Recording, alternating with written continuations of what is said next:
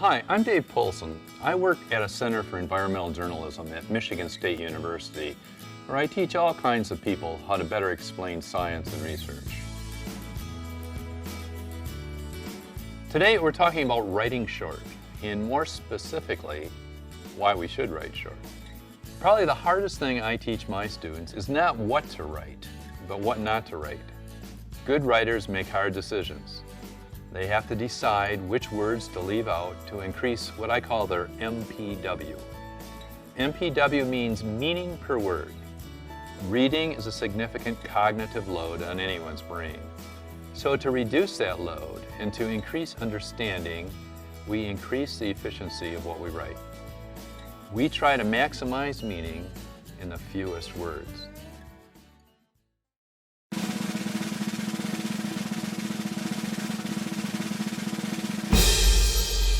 Consider all these objects.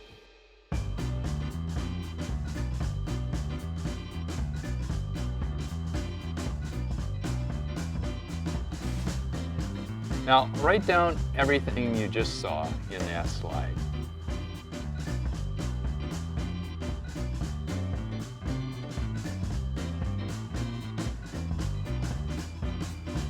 Chances are you didn't get everything. And if you're doing this with a bunch of other people in the same room, chances are that each of you have different lists. Now let's try it again.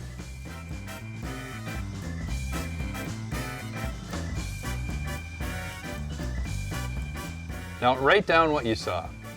You can easily learn the three objects that I decided were the most important for you to remember. What's more, everyone remembers the same three things.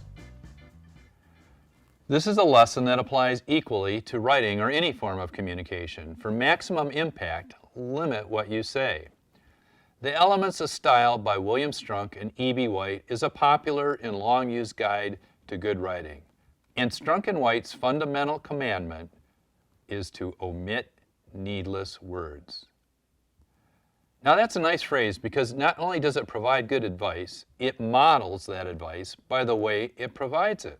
It doesn't say, take away all the words that are not needed and only use those that you absolutely have to make your meaning clear. It simply and powerfully says, omit needless words. Let's look at the coin of the researcher's realm. You know, the number of times our studies and reports are cited. Now, Britain's Warwick Business School reports that the shorter the title of a science paper, the more times it is likely to be cited.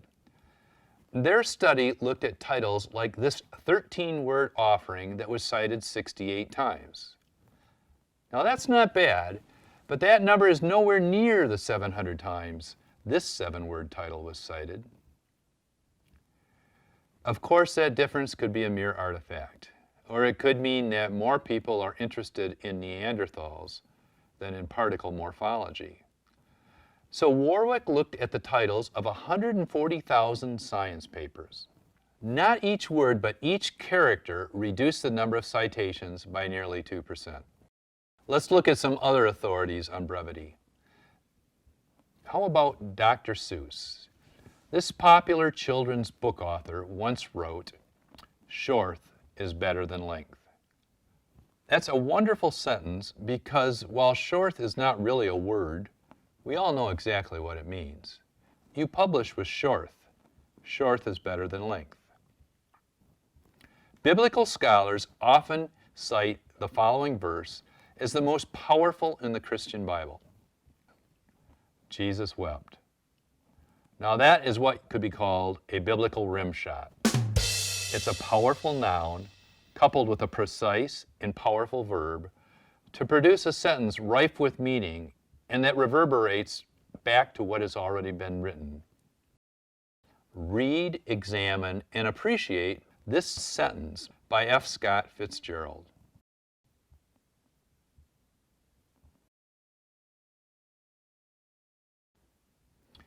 Now on some lists, this sentence pops up among the 10 best sentences ever written.